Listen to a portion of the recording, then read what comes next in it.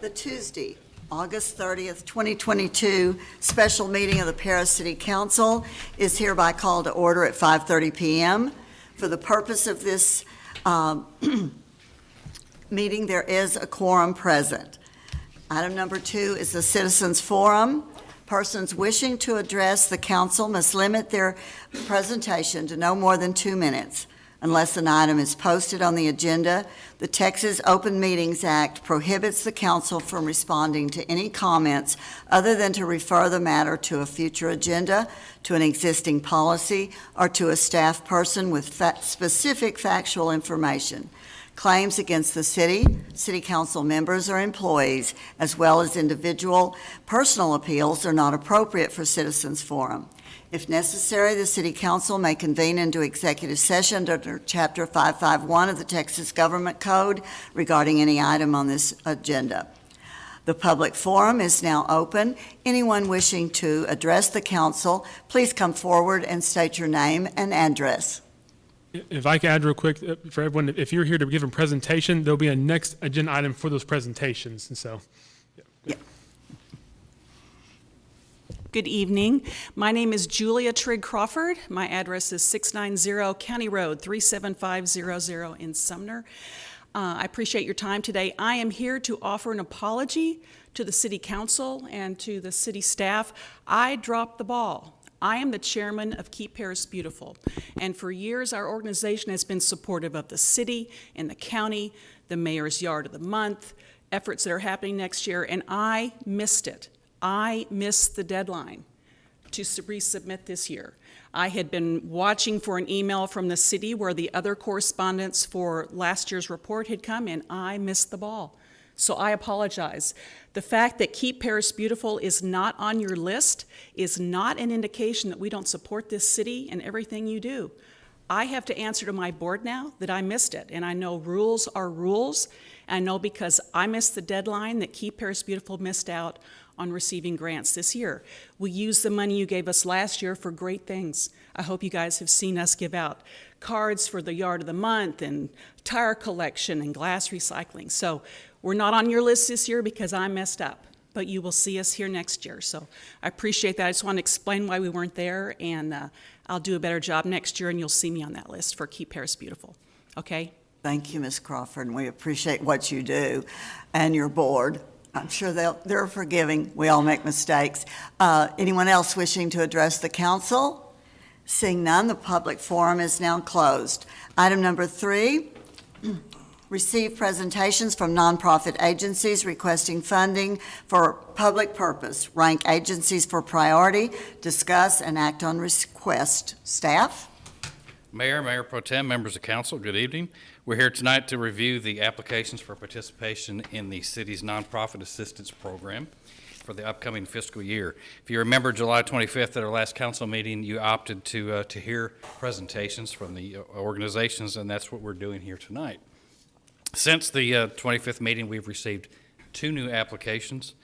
One is CASA, and the other one is the Lamar County Humane Society.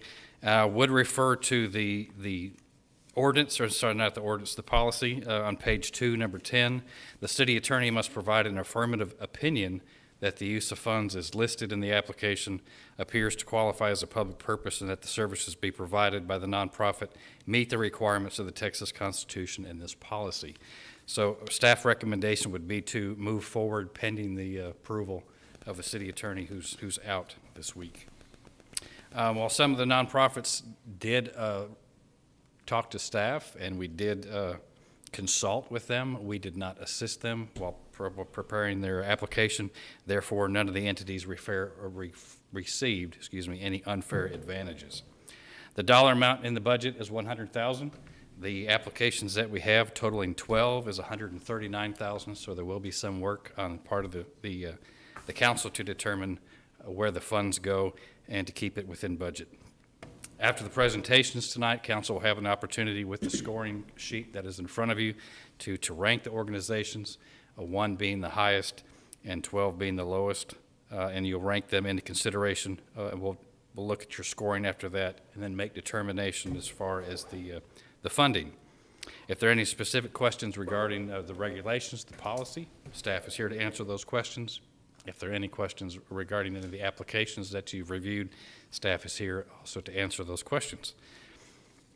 Before we start, I would just, one of the applications we did receive today, just for clarification, it is the CASA application. I was able to speak to Executive Director Clint Hokut. In the total operating budget, they had put $10,000. That is the operating budget for that particular line item. Their total operating budget is considerably more than that. It's $454,000. So if the 25% confuses you, that's why the math may not add up. So let's clarify that. If there are any questions at this point, I will be happy to answer. If not, we'll move on. And Mayor, you have a list. The alphabetical order is the rule of the evening on your sheet. They're listed in alphabetical order, presentation, alphabetical order as well. And I should also add, obviously, we did receive the two late today. The city council had brought in two late at the July meeting there, so we've assumed that you want to bring these two in here tonight. Otherwise, you could vote otherwise to not include them tonight. So, but that's what the council decided. But we can proceed assuming that you want them to be part of this process also. But otherwise, our policy, they would be ineligible. But since we brought the other two in late, we assume you want these two added too. So. Well, I think we've set a precedent of by previously accepting two organizations late, that we should go ahead and accept the other two. But I think going forward, perhaps we need to do a better job of advertising the date that it's due and then accept that date as the deadline and be more fair to the ones who do get it in on time. But certainly go ahead and consider all those late entities this year. We have a very generous community, and our community's made better by all of our nonprofits. So, Unless want there's me any to call questions, them up? I will yield to the presenters. all right, is there any questions or before? Just one quick question. You said 139 versus 100 budgeted, correct? 139 Correct, yes. ask and 100. Okay. And we don't, like last year, we don't have that extra buffer of a little bit more budgeted, do we? I think it's safe to assume no. I mean, like last year, Yeah. we didn't have the extra five, but in our policy, it was that tiebreaker type option there, and so we can make that happen. And so, but otherwise, we budget $100,000 in the proposed fiscal year 22-23. Understandable. So do we need to make a motion to include the other two, because we did with the other two late entries? I mean, it's not No. necessary to necessary. do a motion. We don't require that. I think if there's a consensus, we will go forward. I mean, motion is obviously clear, and but if there's consensus, we'll just move forward with them. And you did clear those latest two as eligible?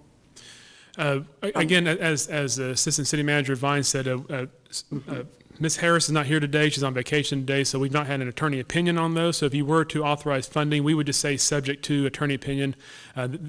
Having seen the applications myself today, I'm assuming they're probably similar to last year's. Both of them did funding last year, and they were both public purposes last year. So I'm assuming it'd be the same there. So I guess it would be clear if you did motion to include those two. That way it's just clear cut if you did the other two. That would be best, I would say. I'll make a motion to accept the other two that have applied today.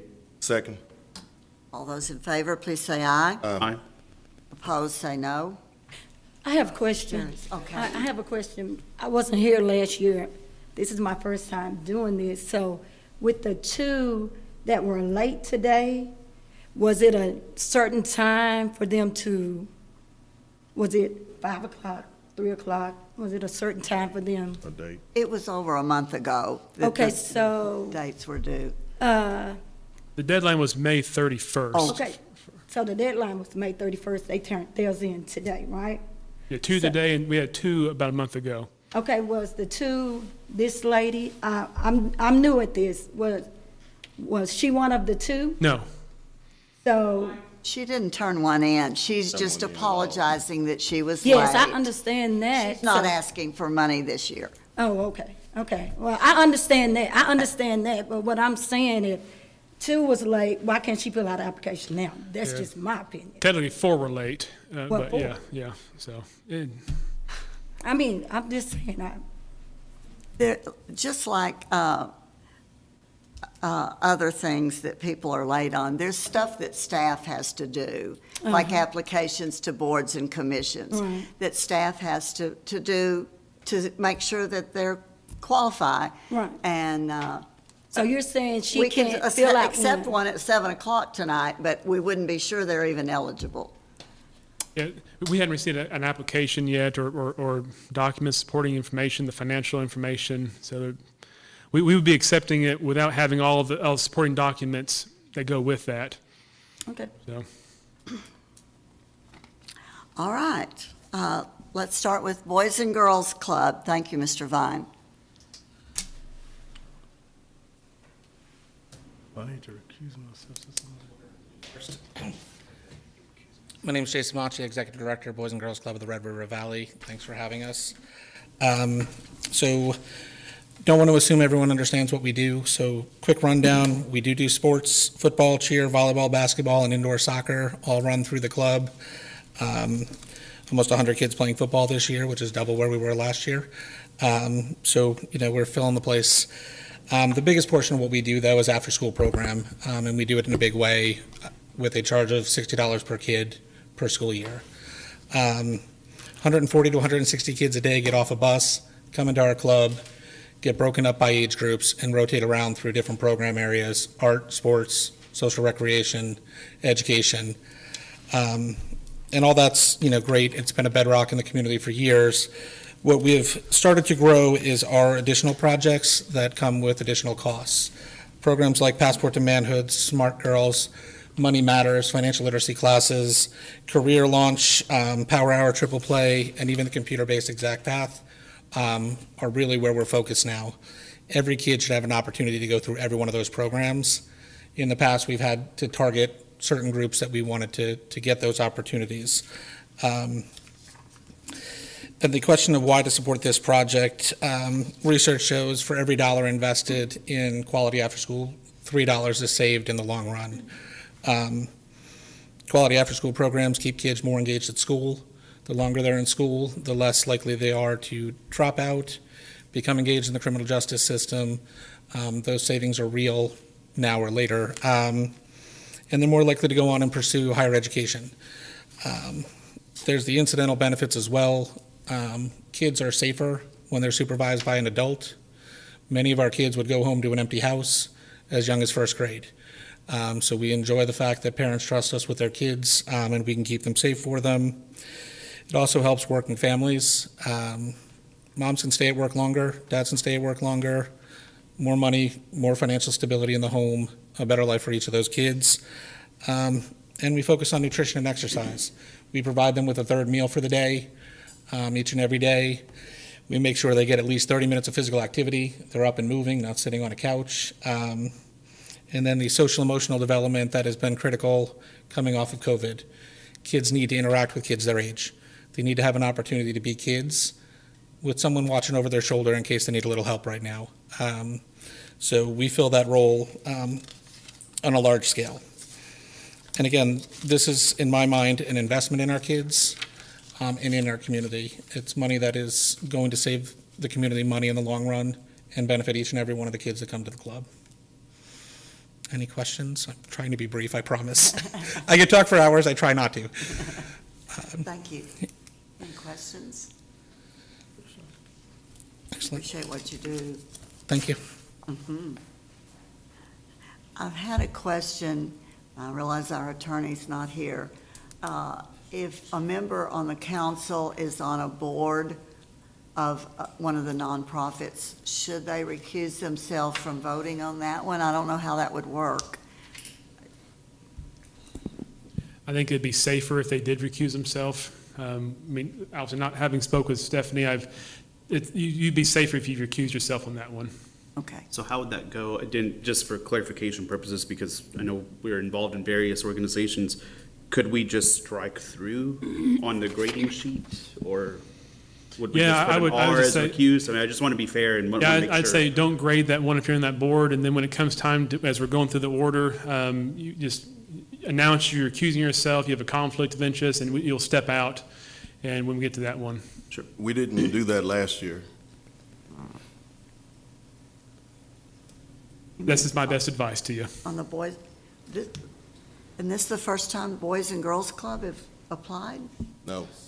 Well, Yeah. Boys and Girls Club, yeah, but there's some others. I know I got prior to that, but this is our first application for But there's others that applied last year, and Stephanie was here, and no one recused themselves.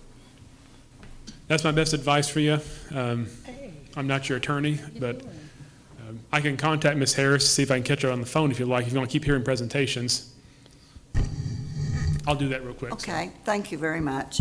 And we'll move on to the Children's Advocacy Center. Is it CASA? Council. Is it CASA? CASA for kids? They're in alphabetical order. Oh, That's the way I'm calling okay. it. No problem, no problem. Good. It is Oh, a hi. couple of- They didn't make the list because they didn't turn it in. In that case, then, I want to make sure, just for the record, I know we're getting legal precedence on this, but I am on the board for CAC, so if you would like for me to step out, I can. I don't think it's necessary. Okay, well, I'll just hang out then. What is And it? Children's, is this the Children's Advocacy Center or Yes. CASA? this is a CAC. Okay, good. I'm calling them in alphabetical order. If I leave somebody out, let me know, because the late ones aren't on my list. On this sheet, it's not, Oh, okay. yeah. I just wanted to make sure. Well, it didn't get on this sheet because they were late. Yeah, but on the little handout that we've got, that we score them on, it's Uh-huh. in alphabetical order. But Children's Advocacy Center isn't on here at all. Yeah, it is. It It's is. the third It's on there. one. Oh, okay, I see, they're going by letters. I was going by letters. Yeah, see, it's on CAC there. would be before CASA. I got you. All right, thank you. Okay, good evening. I'm Rebecca Peavy. I'm the Executive Director of the Children's Advocacy Center. First, want to thank you for funding us for the past many, many years. Your support is crucial to our success. So for those who aren't aware of what we do, our mission is to provide hope, healing, and justice to child victims of crime in Lamar and Red River counties. We do this two ways. We first bring all the agencies together that are working the child abuse investigation. So all of local law enforcement, Child Protective Services, District Attorney's Office, juvenile probation, mental health professionals, and medical professionals. So we're all working the child abuse investigation as a team. The second piece is that we are the child-friendly facility that children go to get the critical services they need as they're going through the child abuse investigation. Namely, things like a child forensic interview where a child is able to sit down and tell their story of what happened. Therapy, which is designed to help deal with the trauma of what happened.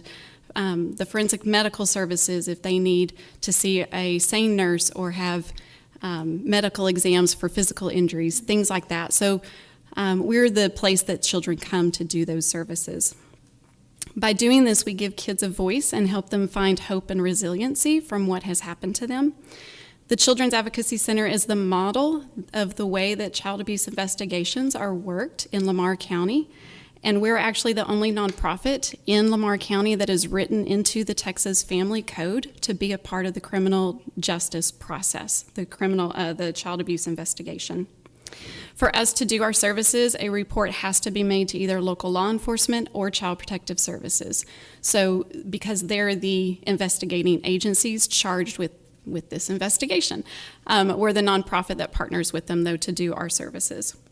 I've given out a report, our annual report for 2021, as well as a letter of support from the City of Paris, Chief Salter, talking about how we partner with the City of Paris along with other local law enforcement, our Child Protective Services, and our DA's office. So you can read through what our numbers have been from last year. So far for this year, we have served over 180 children. And again, we just serve Lamar and Red River counties. Obviously, Lamar is our biggest county. So 180 kids here have been a part of a child abuse investigation. We will use our funding from the City of Paris to meet the operating expenses that our normal grants will not cover. And then we have 2 historic buildings in Paris, and we use the funding as well to help maintain and upkeep those buildings. As I know you are aware, old buildings can be a little costly. We are requesting $15,000 this year, and again, we appreciate everything you do to support us. Do you have any questions? I think I received a wonderful tour of your facility last year, and certainly appreciate what you all do. Thank you, and we're happy to take anyone else through a tour of our facility. Thank you, Ms. Peavy. CASA?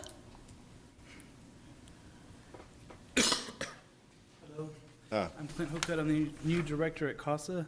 I was one of the late guys, so I apologize. I've been there for 3 weeks, and I did not know about the deadline until yesterday. So I worked frantically this morning to get our grant in. So thank you for hearing me and supporting us in the Can you past. move a little bit closer to the mic? Yes, Thank you. ma'am. Sorry. A little nervous, too. I'm not used to giving these presentations like everybody else is. So We don't bite. not so good.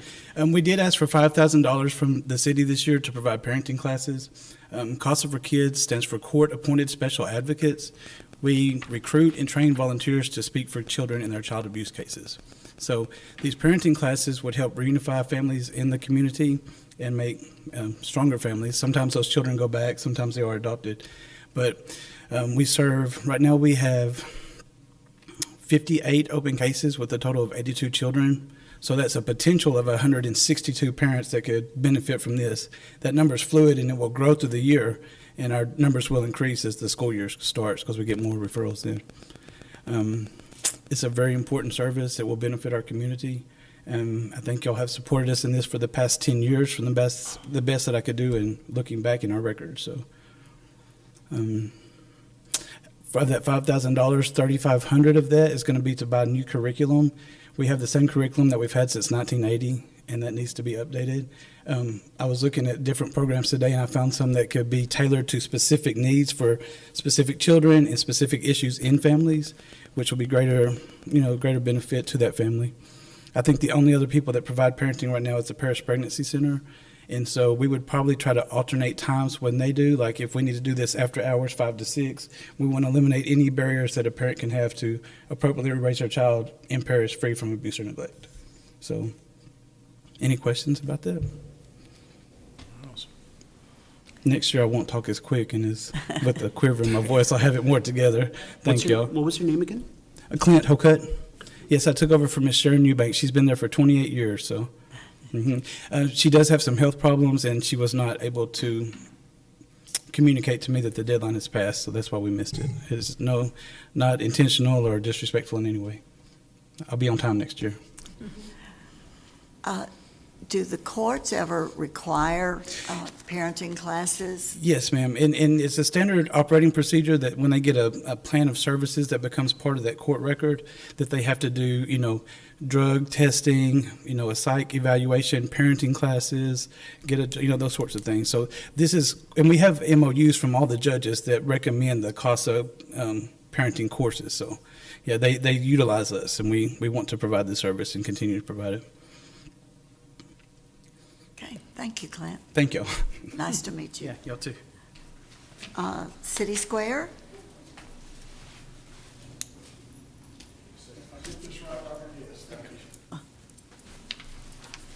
I've got it timed out to 5 minutes, and hopefully this will work the way it's supposed to. You're going to see a video playing while I'm speaking. This is Rochelle Hodge. Rochelle is our board chair, our advisory council. And I wanted just to kind of let you see what's going on at City Square. Mayor Pro Tem, council members, thank you for your time. We thank the city for their efforts in making this possible for us. I want to tell you just a little bit about what your money did last year. The $11,250 you provided for us provided 36% of our utilities for our campus last year. That takes in the gymnasium, the fellowship hall, and the church proper. We are blessed in many ways. And this last year is no exception. We have had exponential growth in our programs, and I want to share with you some of the statistics you have in front of you, but just to give you a parallel, When you look at 2017, when City Square began, the intent was to fight the causes and effects of poverty through service, advocacy, and friendship. Our mission hasn't changed at all the last 5 years. Last year alone, in 2021, since that was part of the funding year, we saw 530 families through City Square who took 751 showers and received 471 loads of laundry washed. In addition to that, they received over 4,000 pieces of clothing. 233 teens took advantage of our after-school program, and we served 1,500 meals. All of this is free to anyone that comes through our doors. In addition, we offer GED and ESL classes in cooperation with the junior college. And in the last 7 months of this year, just to give you a parallel, 553 neighbors have come to us, families have come to us, 726 showers, and you see the numbers. One thing I would point out, we now serve breakfast and lunch from 9 until 3:30 every day, breakfast till about 11, and lunch begins shortly thereafter. We've served 5,100 meals already, and we're projecting to serve somewhere in the neighborhood of 10,000 before the month is over, or the year is over. The impact on our neighbors is significant in making the fight for poverty ever more challenging. Our doors have remained open throughout it all, and especially in the warming times when we would open as a warming station. We have also been blessed with a number of grants, and we're like all of our other nonprofit friends. We rely on grants to keep our doors open. This particular floor that you just saw is our new $67,500 floor that we're very proud of. That was done with a grant and an individual donation here in our community, as well as allowing us to update our gymnasium. It's a snowball effect. With the gymnasium upgraded now, we're going to be able to add an ADA shower. Construction began today. We're going to add double our washers to 2 washers, 2 dryers. In addition to that, we have a grant to renovate our kitchen, and that's going to be a great addition to our facility. We just finished Saturday a $180,000 addition, or should I say renovation of our roof. And we've been very blessed with that new roof, because that shows to you our long-term commitment for our community to serve in our location. Every day, Monday through Friday throughout the school year, much like our friends at the Boys and Girls Club, PISD drops 13 to 18-year-olds at our door. We provide them a free snack. We provide them a warm meal. If they have food insecurities, we have a grant to take care of that as well, so no child goes home hungry. And we have a really good cook, I would tell you. We call her our chef. Over the past year, we've had 13 different organizations use our facilities, including the City of Paris with a summer camp. We have Young Life. We have Girl Scouts, Lamar County Council of Community Services, and several others. 80 volunteers helped out putting together 280 Thanksgiving, 250 Christmas meals to go last year. We began our senior bingo again after a 2-year hiatus, as are we starting our mentor-mentee program with the Paris schools so that we can match kiddos up with an adult that wants to make a difference in their life. Over 30 different groups have come to City Square to help out, whether it's sorting clothes, helping with an activity, helping us serve, clean up, and a variety of other things which have impacted our neighbors. Today, let me just thank you again for the donation that you've made in the past, the investment you've made in the lives of people who need friends just like you. I would ask that you consider helping us with our utility bills again this year. We got one the other day that was $1,900 for electric bill. I kind of shuddered a bit. But I also invite you to come along and partner with us. Be a volunteer. If nothing else, cheer us on. Life has changed, but our mission hasn't, and we appreciate what y'all do for our city day in and day out. I know this is 2 nights in a row y'all have been behind the dais. Thank you very much, and I'll be happy to answer any questions, and I appreciate two of our council members are very much an integral part of our City Square family, as I do have several of our board members with us tonight as well. Any questions, Madam Mayor? Good job. Thank y'all. Thank you. Appreciate y'all. East Texas Council on Alcoholism and Drug Abuse.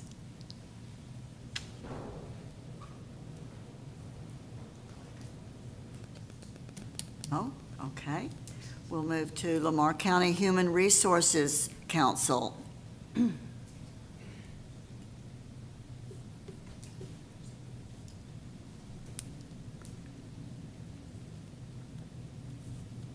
Good evening. My name is Shelley Brazil. I'm the Executive Director of the Lamar County Human Resources Council. Our agency is a little different because we have multiple programs under our umbrella, the two largest being Meals on Wheels in Northeast Texas, as well as Horizon House Transitional Shelter. So I'll try to keep it under my 5 minutes. But I want to hit on both of those so you kind of have a good idea of what we do. Meals on Wheels, of course, is a national program. We operate it in 5 counties, with Lamar County being our largest. I will tell you that so far this year, we have already provided 120,000 meals to individuals that are 60 and older. And those are elderly individuals, but we also have programs that provide them to individuals that are disabled, who are under 60 years of age, and to veterans 18 and up. So we try to eliminate as many barriers as possible with most of our programs. As long as you are 60 and older, it doesn't matter how much your income level is. It does not matter if you have a spouse living with you.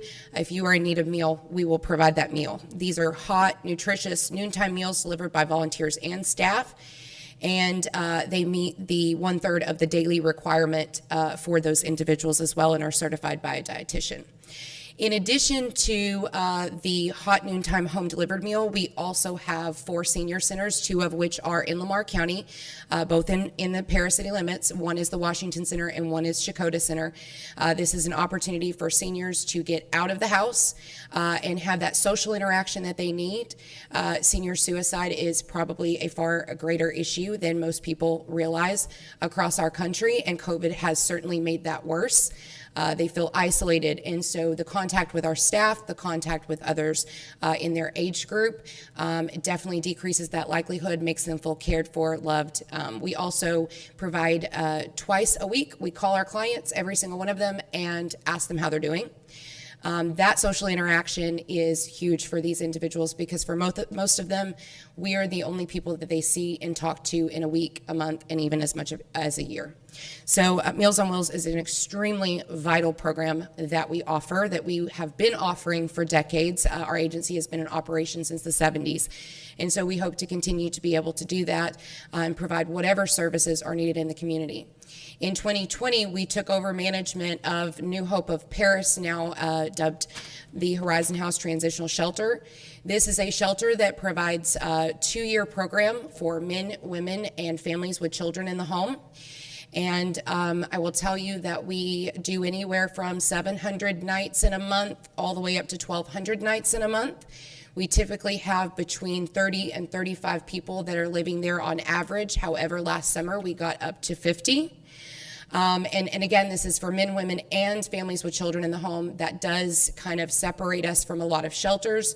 Most shelters are one or the other.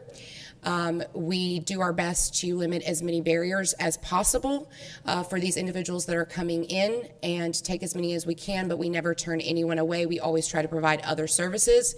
So even if they are not eligible to come into our shelter, then our staff works hard to find them someplace else to go, even working with other nonprofits to provide transportation, hotel stays, and things like that. We want to make sure that we are helping as many as we possibly can. And the support from the city continues to allow us to do that. It's investment from your side, keeping these individuals off the street, giving them a place to be.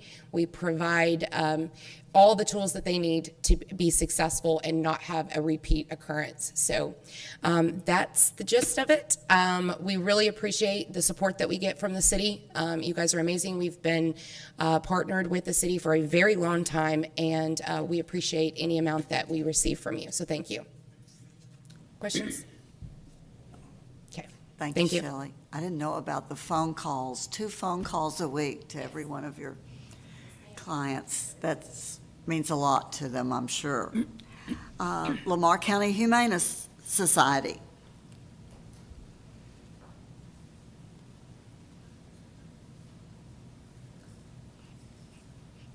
Thank y'all. We're one of the agencies that were late, and I want to apologize for that. I'll take total responsibility for that. We changed the way last year that we did the funding, and I was sitting there, and dumb me thought I'd get an email, and I didn't, and I've read it in the paper. Luckily, I read the paper, but thank y'all for considering us. What we're here to ask for, I'm Keith Flowers, the president of the board of Lamar County Humane Association. I've got Stephanie Corley, who's a board member and our former shelter liaison, Dr. James O'Brien, who's a vet here that partners with us. Wally Kraft was supposed to be here, but he got a call and said he had a horse sick at Pattonville. He'd be here when he got here. What we're here to ask for funds for is the SNP program. SNP is an acronym for Spay and Neuter in Paris. In actuality, the SNP program was something that was started by the city of Paris and Dr. Kraft over a decade. Sue Lancaster was mayor pro tem. Mrs. Lancaster and Wally Kraft put this program together. I think this is the 11th year that we've done the program. What basically it is we have multiple clinics a year where citizens of Paris and Lamar County can come in.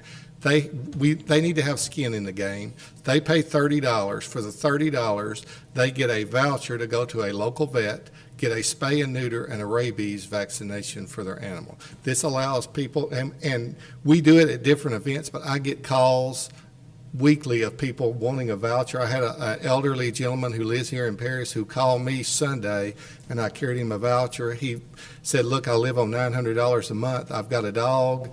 I can't afford to I need to get my dog neutered. It's the only friend I've got. So I actually went and bought him some dog food and carried him dog food and carried him the voucher. So this program is really, really beneficial. We have really, really good results with this.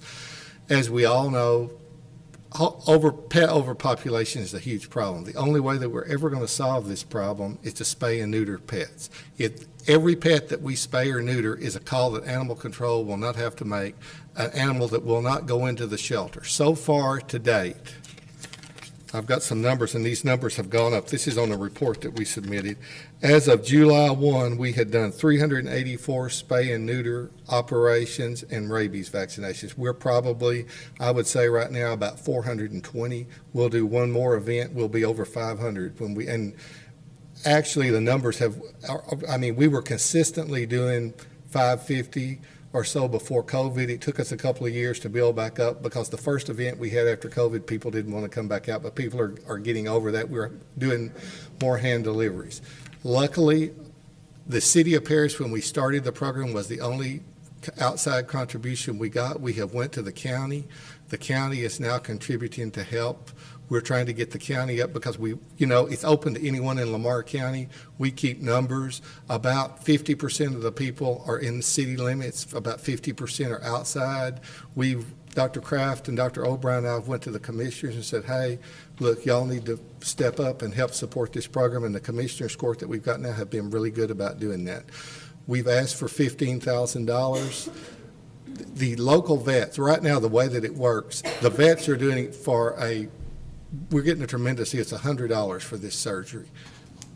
As Dr. O'Brien can address this, I don't know how much longer they're going to be able to keep the price with the price of everything. Prices are going up. Everybody knows prices are going up, so we're doing our best to absorb it because we know it's what's best for the community. So, and I hate to take away from what Keith said because everything he said is really important. But on the other side, the health aspect of this is that we're helping control disease. Some people may know we have a disease outbreak now, and we're working on that. And this is not only an opportunity to directly control the disease outbreak because we're removing those animals from the street out trying to mate and spread the disease, but it also gives us veterinarians a chance to screen for other diseases as they come in because a lot of these animals have never seen a veterinarian or had any care. So that while they may be coming in for spay or neuter, it allows us the chance to do a free exam and screen them for other diseases. Some of those diseases are zoonotic, which means they infect us and our kids. So I've caught probably at least a dozen within the last year that we've had to make pediatricians aware of. So there's a human health impact to this as well. Like I said, we just want to thank y'all for y'all's previous support and hope we can continue this great program. Does anyone have any questions? Oh, yeah, so any time of the year, a citizen can come up and pay $30 and get the voucher? Yes. What we typically do is we'll advertise it. We do it at the fairgrounds. We'll advertise in the paper on eParis, and we'll have an event where we encourage them to come at the events. They can come up, pay $30. We'll have one of the vets, usually it's Dr. O'Brien or Dr. Kraft on site. They'll do vaccinations right there on site. We'll give the vouchers. They make an appointment. If someone calls when it's not an event, we tell them to either come by the humane office at the shelter or I'll go to them like I did with this elderly gentleman who didn't have a car. We don't just limit it to when these events are. If they call us, we'll make sure they get a voucher because it's in all of our best interest to get these animals fixed. Good information. Thank you. I know you guys are going through an outbreak, and man, just praying that we get through that, and just appreciate all the hard work you guys are putting forth to helping those pets. We thank you, and we're hoping within the next couple of weeks that we'll have the distemper situation under control. And I love the acronym. Whoever, Ms. Lancaster or Dr. Kraft, whoever came up with that is close. That would be STIP. Great. Thank y'all. Thank you. Paris Optimist Club.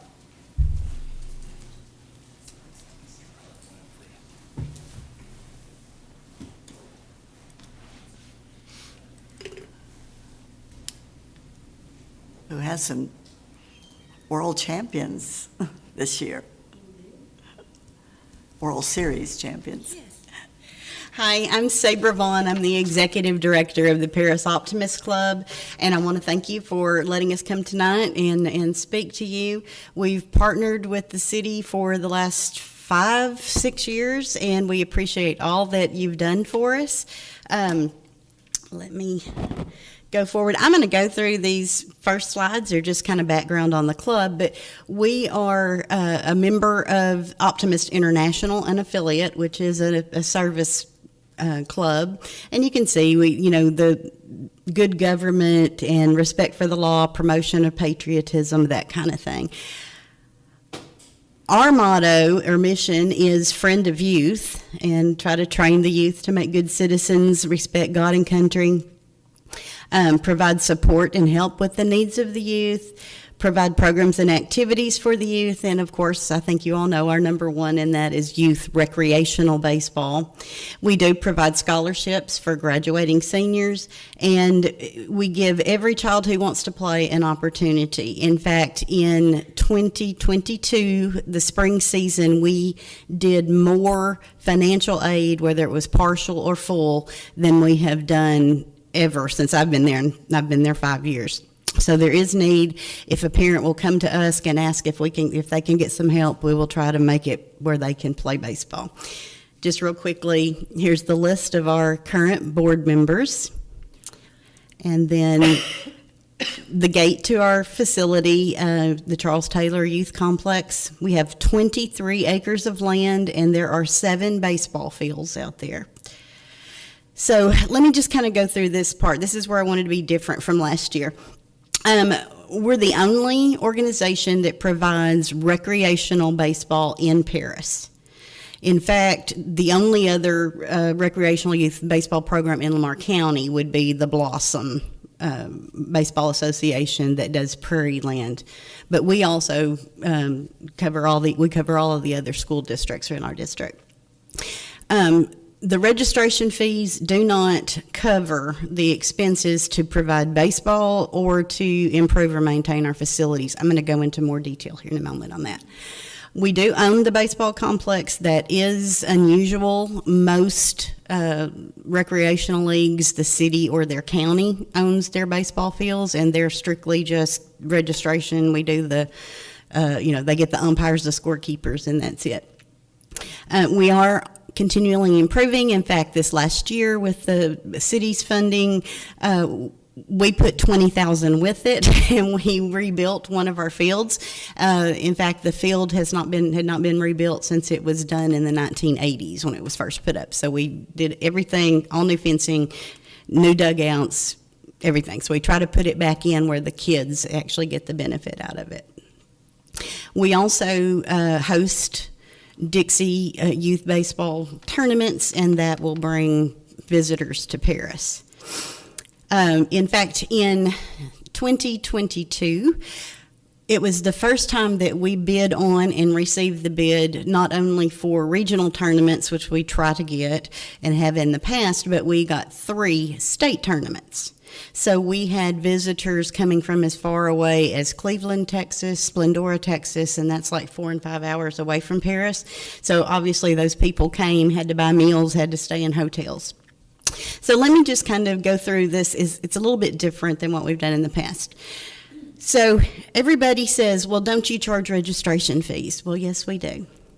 But when you take our income and expenses for spring baseball income and expenses for fall baseball, and our income and expenses for our facilities.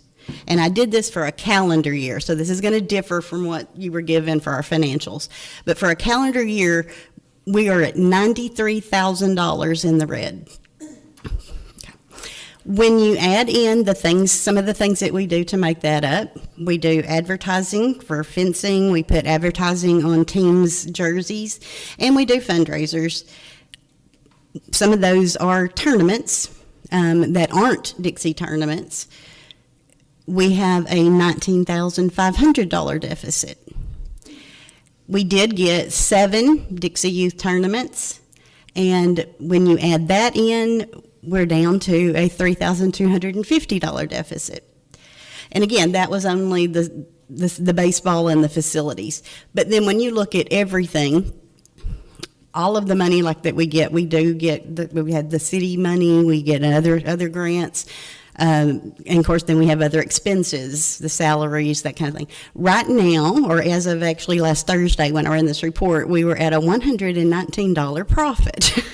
So I wanted to show that because when I come here with our fiscal year starting in October, you don't really see the whole picture because we did get fall ball registrations since those. We did have our tournaments in June.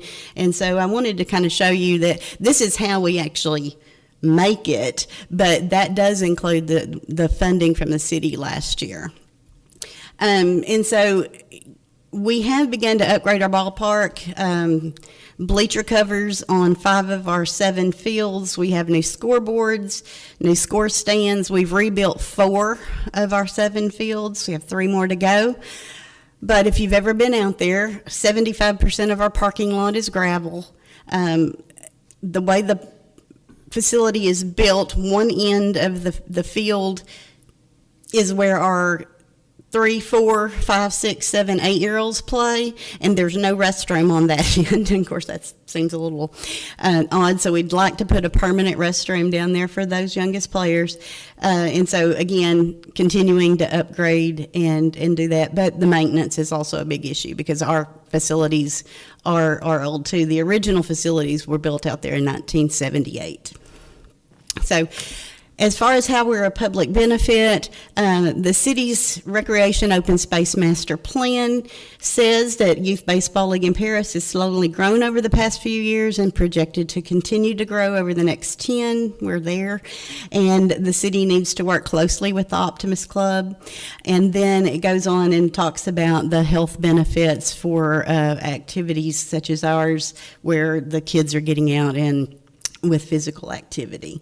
So as far as program growth, in 2020, of course that was a bad year for everyone, we did play. We played late in the year after the governor said it was fine. We didn't just cancel. So we had 640 players that played. It says in spring, we called it spring ball. We actually played late summer. Because it was so late, we did not do fall ball that year. So in 2021, in the spring, we had 642 players. And then in last fall, we had 257 players. And this spring, we had 746 players, and we have 297 players registered right now in fall ball. Now, someone last year asked if the girls play at Woodall, and I said, yes, they do. And somebody asked how many. Now that we're using a computer system, I was able to get that. So you can see that we had 75 and 85 girls in our spring ball the last 2 years, and then 22 and 17 in the fall ball. So again, anything that y'all can do, we really appreciate it. We like to continue. We have lots of needs to continue to grow and to provide the program. A lot of people play baseball that don't play rec ball, but it costs a lot of money to do travel ball. And there just are a lot of children in our community that love to play baseball, but they can't be going out of town and paying entry fees every weekend. So we like the fact that we provide baseball to those players. And like we said, yes, we had the 6U Classic State Champion. We had the 12U Classic State Champion. We had the 7U State Champion, and that team went on to win the World Series this year. So we're very excited. I'll answer any questions that you have. No questions. Thank you so much. Next one is Red River Valley DSS and the Reach Center.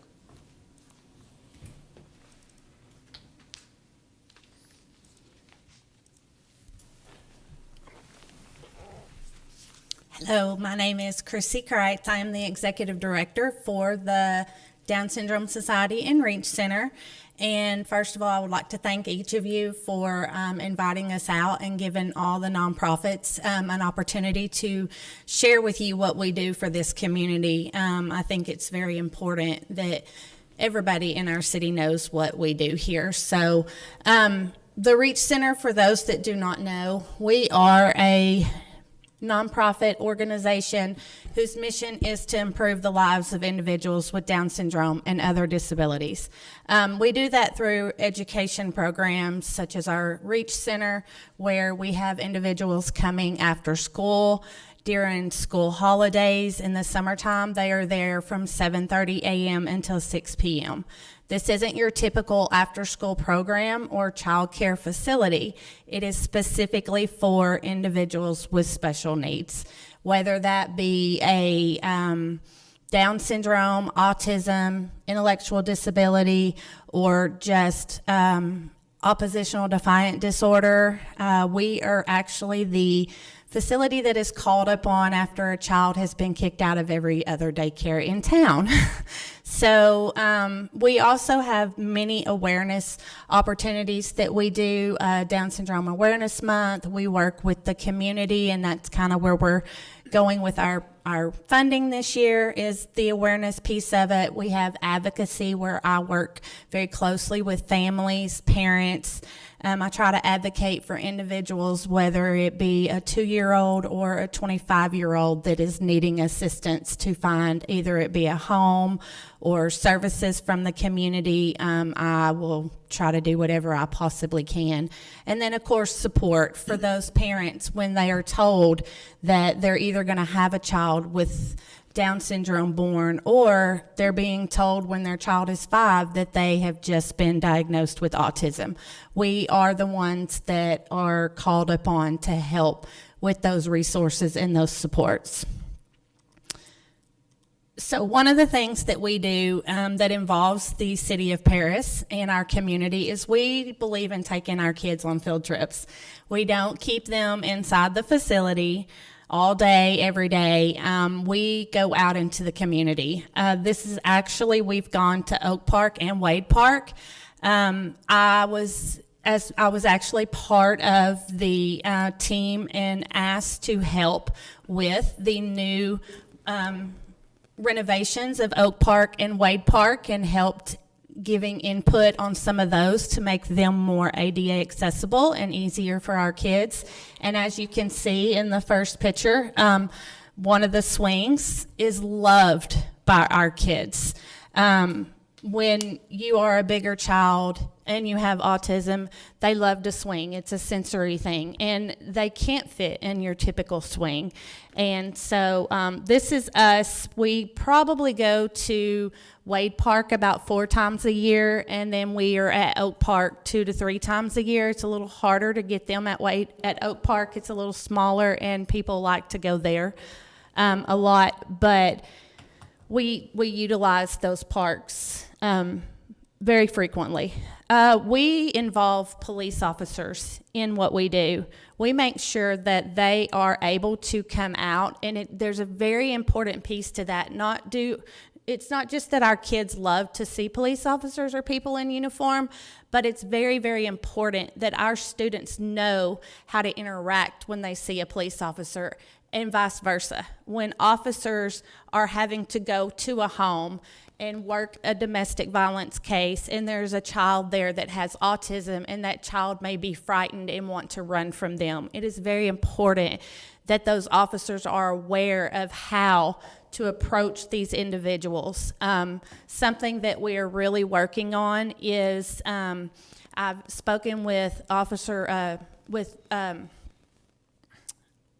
my mind just went blank, I apologize. We want to work it's Bulls. Oh, Officer yep. Bulls. Yeah. Yes, where we are wanting to work with the police department. Just in the last year, there have been 7 individuals with disabilities that I'm aware of that have eloped from their home and have been found by police officers. I was called to the police department one of those times to see if I could identify a young man with Down syndrome that was found on the Southwest Loop at 1 o'clock in the morning. A lot of times they will automatically go to one of the local group homes and ask if that individual lives there. But this past year, of those 7 individuals that eloped, 4 of them were children that live at home with a mother. And elopement is a big concern for children with disabilities. They run when they're scared, they run when they want something, they run when they're not sure of something. And in the process of all of that, I'm trying to work with the police department on what they call a perimeter search. And there's a system already put together where when an officer is called to a location, they know, is there firearms, what is in this perimeter that could be harmful to us as an officer and anybody else that's coming into this area. So my hope is that somehow we can pinpoint those homes that our individuals live in and attach a photo somehow so that when they pull into that area, they can do a perimeter search and that picture of that child comes up and it tells them the address that they need to go to. We also let them see firefighters. When we bring the firemen out, they go into their full uniform. And the reason that we do that, we want them to know that if they see somebody dressed that way, you need to go to them. Don't run away. It's not a scary thing. We want them to know how important it is that if your house is on fire and these firemen come in and they're calling your name, please go to them. Let them help you. Let them help you get out. Our community helpers, we actually have a full week during the summer that we focus on the community helpers. And they come out. We have the sheriff's office, the firemen, the police department, EMS service.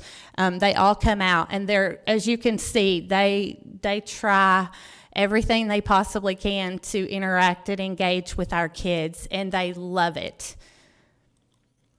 So how does this all benefit Lamar County and the city of Paris? It's working with our families. We're continuing to give them the opportunities to learn about the community, to learn about the helpers in the community and what each one of them does very importantly, and that their jobs are very, very important. Our students begin to understand better about what those individuals do for our community, and then it also gives them a comfort when they do have to come in contact with these individuals. I remember a statement that was made last summer by one of our older students that the police I don't want to see the police. They come to my house. They took my mom and daddy away. Well, because the police came to their house during a domestic violence incident, and that's the only picture they had of a police officer. This year, he got to put on the bulletproof vest. He put himself in handcuffs, and he laughed so hard, and I actually let him be our helper when our officer walked through and talked to the individual classes after they got to play in the police car. Then it gives the officers and our community people an awareness of individuals with disabilities, how to better approach them, how to better interact with them, and not just them, but their families, and to help them with the support and things that they might need in those times where a child has eloped or, they've had to go to a scene for whatever reason, or an EMS having to go pick somebody up because of a health crisis. And then most of all, as I'd mentioned about the perimeter search, I feel like it's very important when I get a picture of a 7-year-old sitting in the back of a police car in his boxers from Officer Mike at North Lamar. he had found this individual with autism this summer. It was about 4 o'clock in the morning, and he had no idea who he was. He was found on North Main. And I think it took about an hour and a half for them to finally locate the mother. And when it finally came through to me, I was like, I know exactly who that is. He comes to the center. I can tell you exactly where his house is. And so, I think it's important that that child not have to sit there and wait and wonder, and especially when it's somebody that's nonverbal and they're not able to tell you where they live or what is going on or why they've ran away from their house.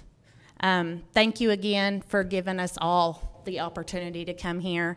I believe that without the city council and the funds for the city, that these nonprofits and myself, we would not be able to fully do what we would like to do. So again, I appreciate it. And does anybody have any questions? No, but I think I've heard great things about the Reach Center. Thank you very much. I'm a center owner myself, and I also had the opportunity to work with special need kids for 3 years at North Lamar. Yes. And it takes special teachers and special people. Thank you. The Texas Workforce Commission actually calls on me to do trainings for other child care centers in the areas to help with that, because we're a very, very unique program in what we do. Yes. Thank you. Thank you for that. Thank you, Chrissy. Yes, I of course. appreciate you.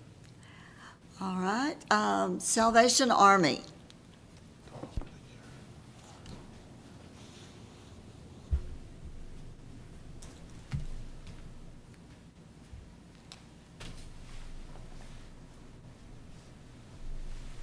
Hello, Mayor Pro Tem, council members. Can y'all hear me? Do I need to lift this up? Up a little bit, thank you. Okay. Okay. Sometimes, I don't know. So this year, we're requesting funding for our feeding program for our hot meals we serve. I'd like to just begin with a couple examples of the people that we serve. But first of all, on behalf of the Salvation Army and all the clients or customers that we serve, just like to say thank you so very much, because, really, it'd be great if y'all could come down someday and just see how grateful and appreciative these people are to get a hot meal.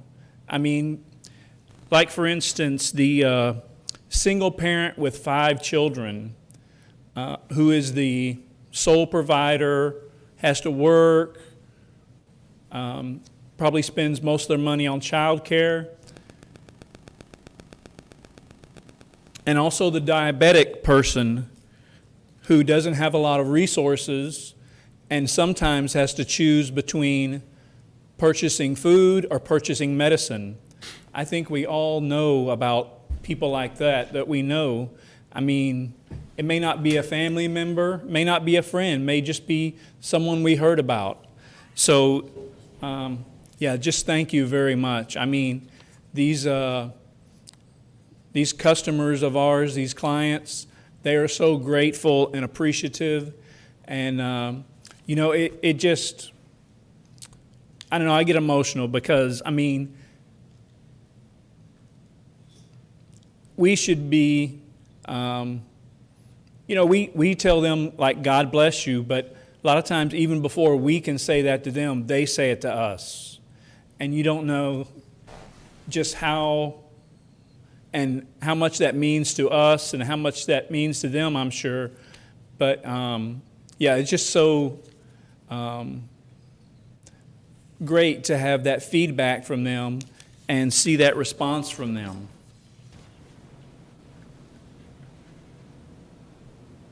So, and we do our feedings. We have our evening meal Monday through Friday from 5 to 5:30. And then also on Tuesdays and Thursdays, we serve from a hot meal from 11:30 to 12. And, of course, we also have our bread line during that same time from 11:30 to 12, Monday through Friday. So those are very good things for the clients, for the customers. Now, a lot of times people have asked us, because of our mission statement, because a lot of people, even today, a lot of people don't know that the Salvation Army is a church. But one thing that we do not do is we do not discriminate. If you're hungry, we feed you. We don't say, oh, you have to come to this class, or oh, you have to do something else. No. All you have to do is come there to get the meal. There's no requirement that they attend any service or attend any class or anything like that.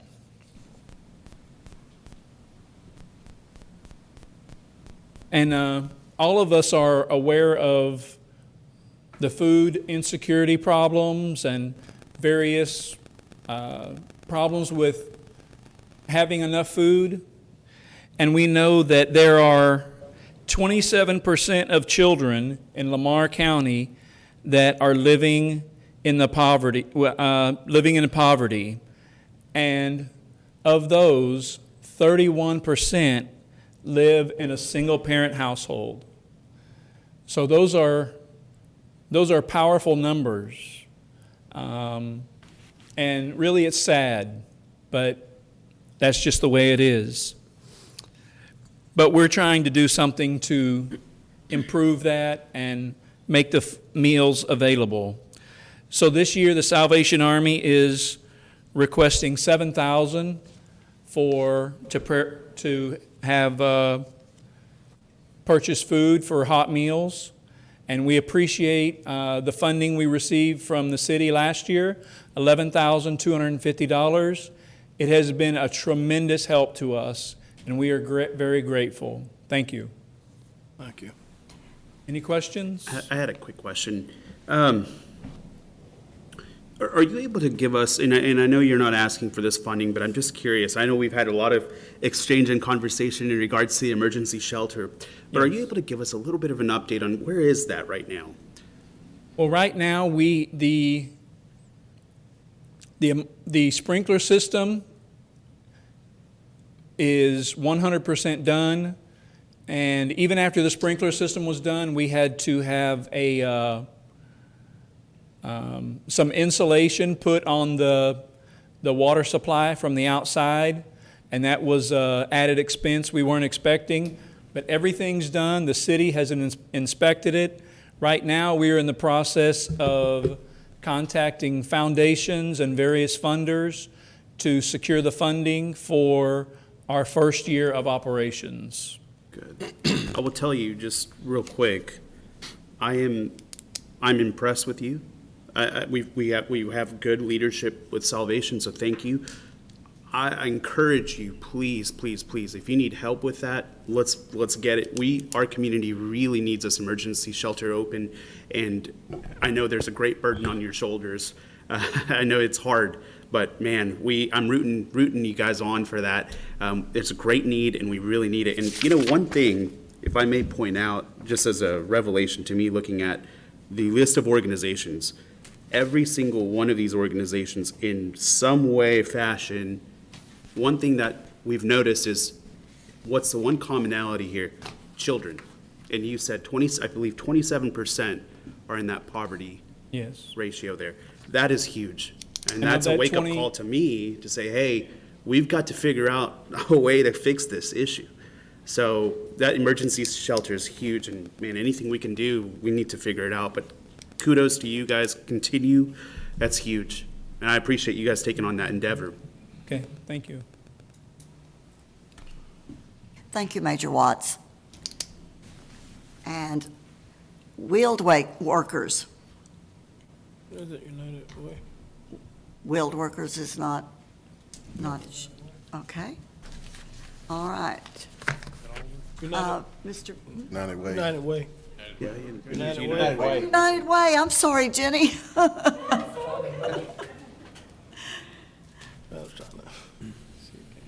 We're going to have to change our name to something that starts with A. Good evening. I'm Jenny Wilson. I'm the Executive Director of the United Way of Lamar County. And as everyone has said, thank you for having us here tonight and listening to us, and for having this in your budget. That's very much appreciated. I also want to thank you for the funding you gave us last year. You gave us $11,250 for our rent and utility assistance program. And just like I did last year, I gave you the spreadsheets because I think it's important to look at the names and the families and why they were helped.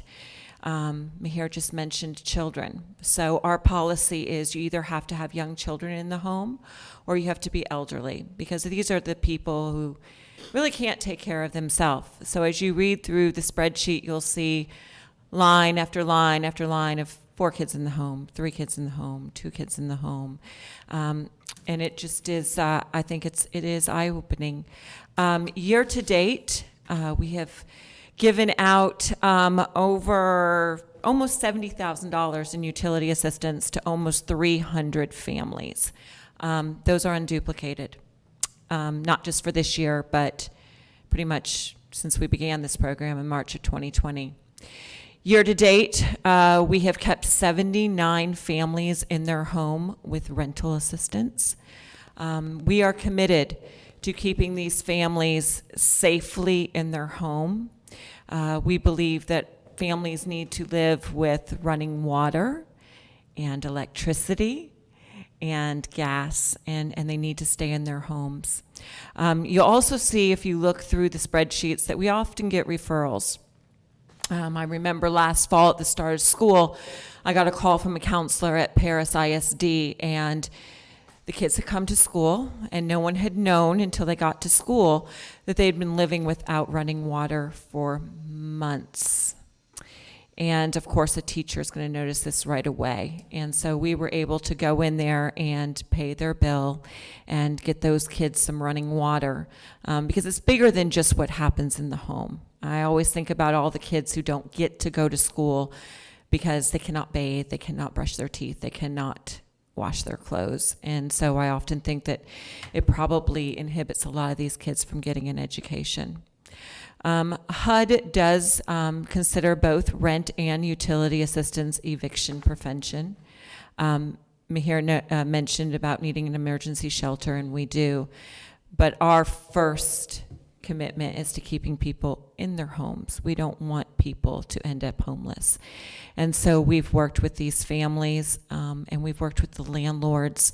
And I have to say, a lot of times landlords get a bad reputation, and that's not the case with the ones I work with. They don't want to evict the family, and they are so grateful when we can give that rental assistance and keep those families in their home. You'll also notice I did something a little bit different with the spreadsheets this year, the utility assistance. I thought it might be sort of interesting to highlight how many times we've written a check to City of Paris. So, and since we got our check the end of last October, we've actually written over $13,000 to the City of Paris, to the water department. I know those ladies well. But we know how important it is to have that running water. And so we are asking again for $15,000 this year for our rent and our utility assistance. Again, to help these families more than anything, keep their dignity. And we all need to live with the lights on and the AC on and the water on and staying in our homes. So thank you so much. Do any of you have any questions? Yes. Yeah. You said the utility assistance started in 2020. Yes. How long have y'all been doing the rental assistance? Same time. Okay. So we started rent and utility assistance in response to COVID. We knew that a lot of families were going to be quarantined, and we were worried about those hourly workers who, if you're hourly, you're not going to get a paycheck. And so those were a lot of the people that we were helping in the beginning, was specifically people who were quarantined. We thought that was going to be a one-year program. We realized very quickly in 2021 we could not end it. People were too dependent upon it. We budgeted actually for 2022 $40,000 for utility assistance and $50,000 for rental assistance. In June, we had already spent all that money. And so the board voted to raise it to $80,000 for utility assistance and $75,000 for rental assistance. And we're probably going to exceed that. Yeah, I think I found out about it like 2 years ago, and I don't know how many people I've referred, to the United Way. It's a great organization and a lot of help to people. Thank you, thank you. Yeah, the phone rings incessantly, but we are happy that we can help so many families. All right, any other questions? Thank you all so much.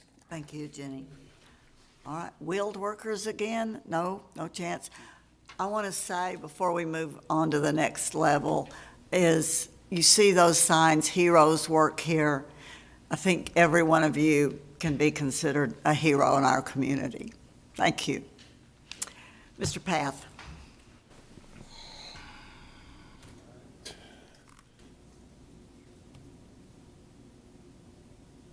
An opportunity to talk to Stephanie. And first off, we apologize. We don't keep track of all the boards you are on. So we do rely upon the council members to let us know which boards you're on. So we apologize. We will add a note next year that if in this process we will try to check with each of you, and when we get the applications, to know which boards you are a part of. But looking at our Article 2.04 Code of Ethics, if I were to figure out how this thing is scrolling here, scroll down to. Let's assume. There we go. First off, 2.04.005, conflict of interest.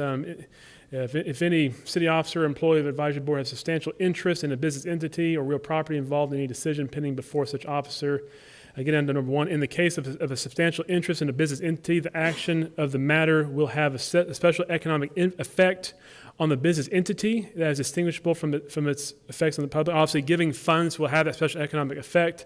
So back to the definition of substantial interest.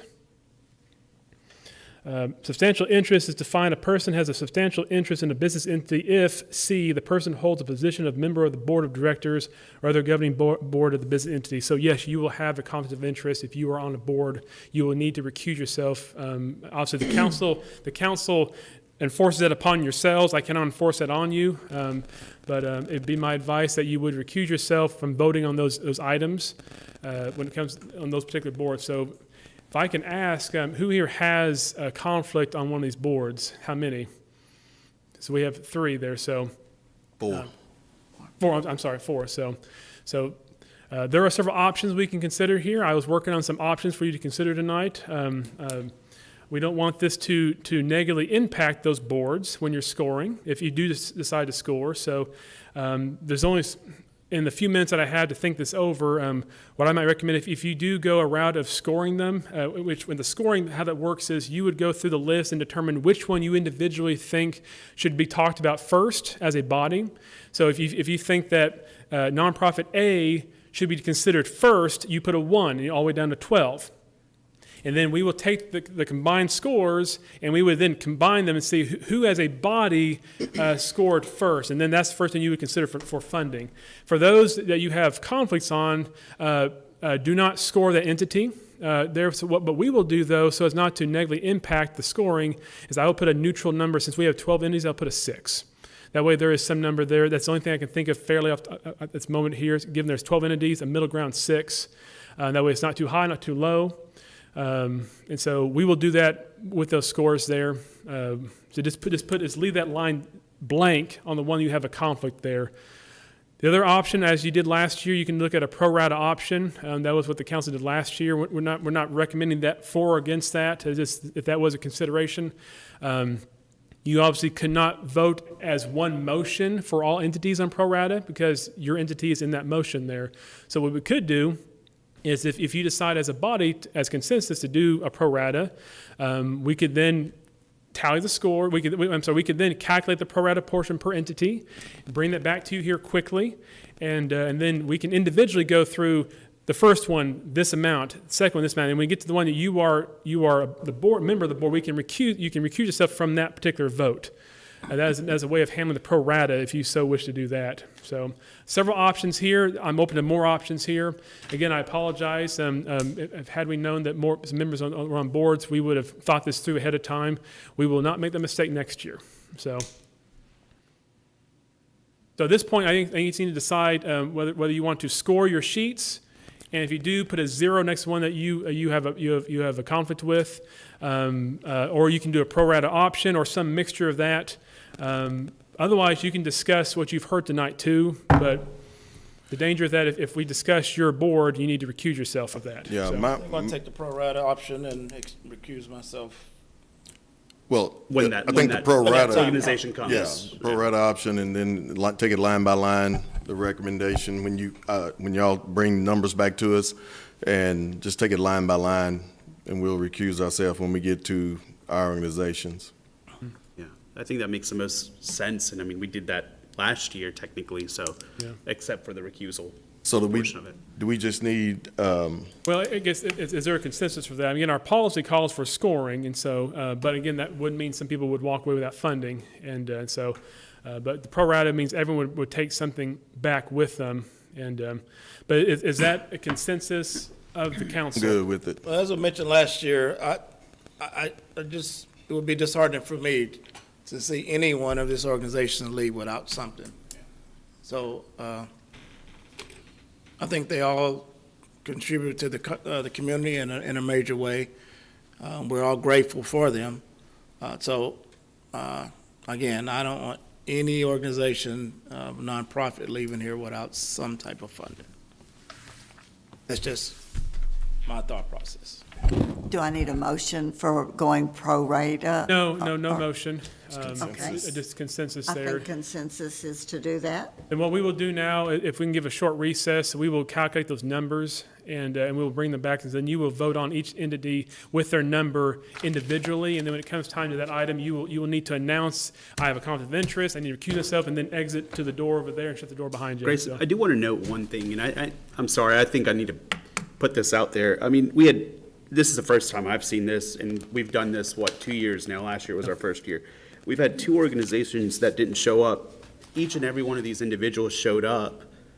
And yeah, I agree, no one should walk away without anything. I get that. I'm not trying to be hard here, but I think in all due fairness, the board president should be able to show up, or someone should be able to show up from these organizations. And so I understand putting in an application. I mean, even Julia Trigg Crawford showed up, and they didn't put in an application. So I just, in all due fairness to each and every individual here, we should look at that too. I mean, as a board, at CATA and Wheeled Workers, I love them to death, but someone should have shown up, I feel like. I mean, this is money we're talking about here.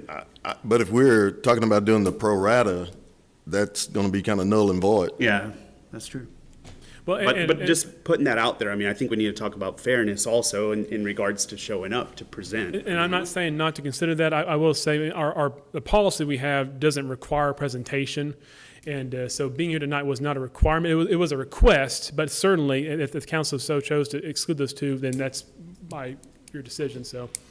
But I did have questions. For instance, one organization, there's only a personal checking account, and the money the grant that we give them goes into a personal checking account. And so I had a question about that. So, I think attendance, while not mandatory. Can I ask a question right quick? One of those organizations, when y'all calculate the numbers, are y'all gonna separate all that? The personal accounts and? Well, our recommendation on that particular entity is that if we were to approve them this year, we would require a condition that they separate the account. One from the personal, one from the entity itself. Okay. That'd be a requirement. So that would be my recommendation on that. That is fine with me. Before a check is And also given. too, the amount was greater than the 25% of the, again, our policy has taken a beating, but our policy talks for 25%. You can't not request more than 25%. So we would also take that into account. So it would be a lesser amount.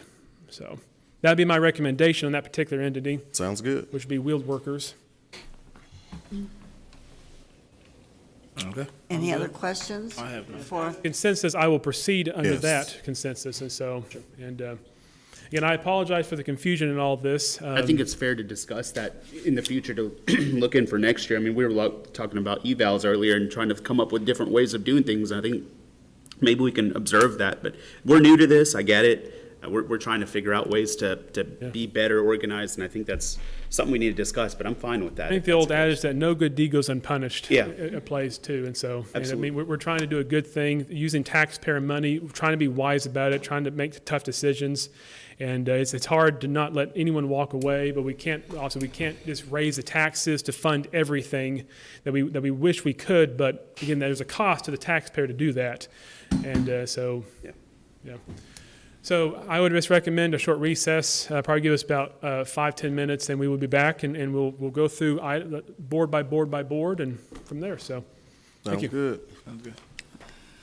I'll call a recess now, and we'll reconvene in 5 or 10 minutes, whenever staff is ready for us.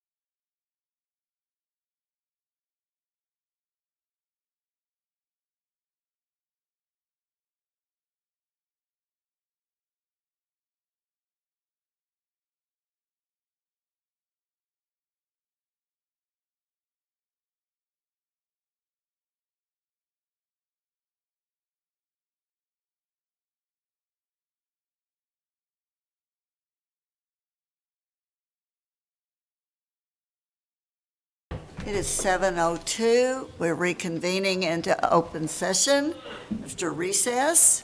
Mr. Path.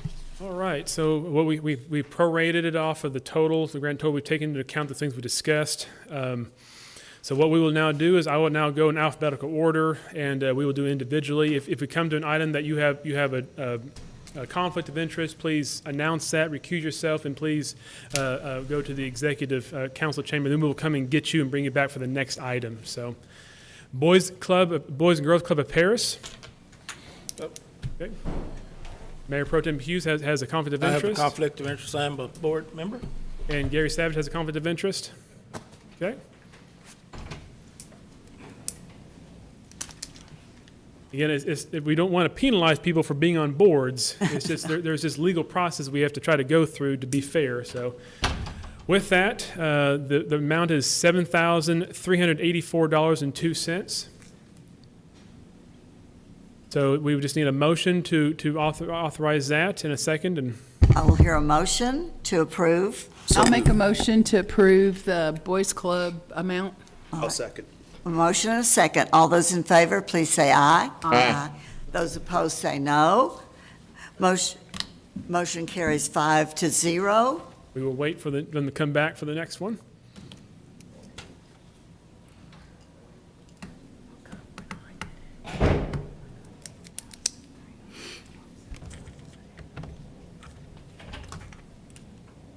That calculation, that come from, how much are we giving? It's 100, right? 100,000. And there's, Divided by 12? Divided by, it's a pro rata based off the request, off the Oh, total. the percentage. Yeah. I yes. got you. That's Yeah. even better. Yeah, Okay. that's what we did I last gotcha. year. Next is CASA. Any conflicts? Amount is $3,692.01. What was that figure again? $3,692.01. All right, I'll hear a motion. Make a motion to fund CASA for $3,692 as. Second. Second. Motion and a second. All those in favor, please say aye. Aye. All those opposed say no. Motion carries 7-1. Children's Advocacy. 7-0, I'm sorry. Yep. Children's Advocacy Center, 11,000, any conflicts? Okay. Councilmember Palmquist has a conflict.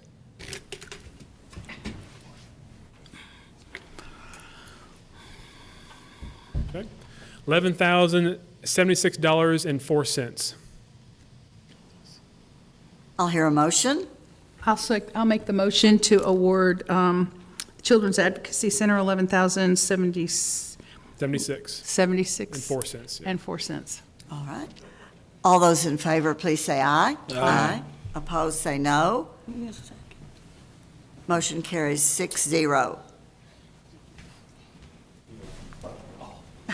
The City Square, it sounds like Councilmember Savage has a conflict, and Councilmember Moore has a conflict.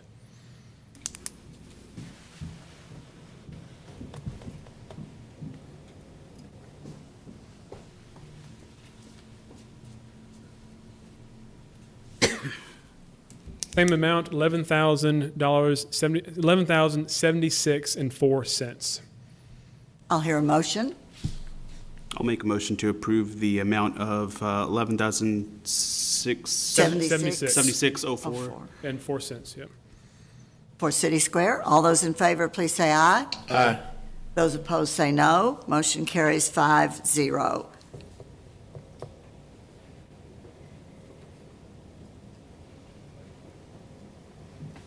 East Texas Council on Alcoholism and Drug Abuse at CADA. Any conflicts?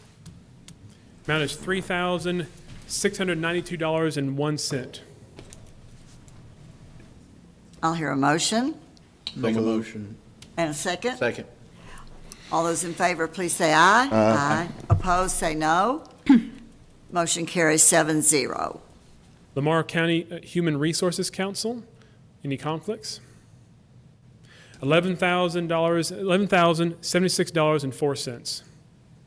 I'll hear a motion. I'll make a motion to award that amount. And a second. I'll second. All those in favor, please say aye. Aye. Opposed, say no. Motion carries 7-0. Lamar County Humane Society,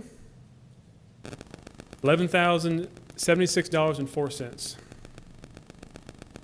I'll hear a motion So moved. and a second. So moved. All those in favor, please say aye. Aye.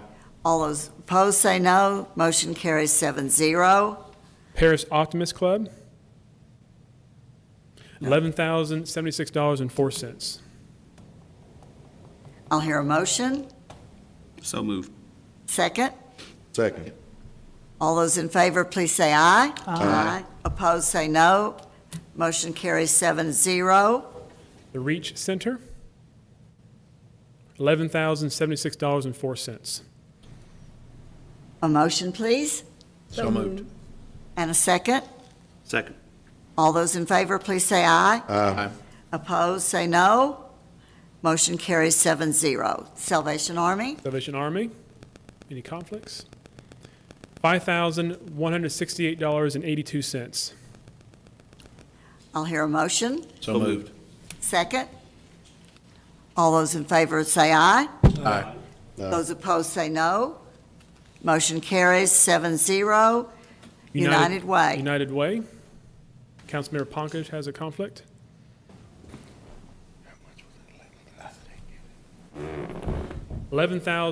$11,076.04. I'll hear a motion So moved. and a second. Second. Thank you.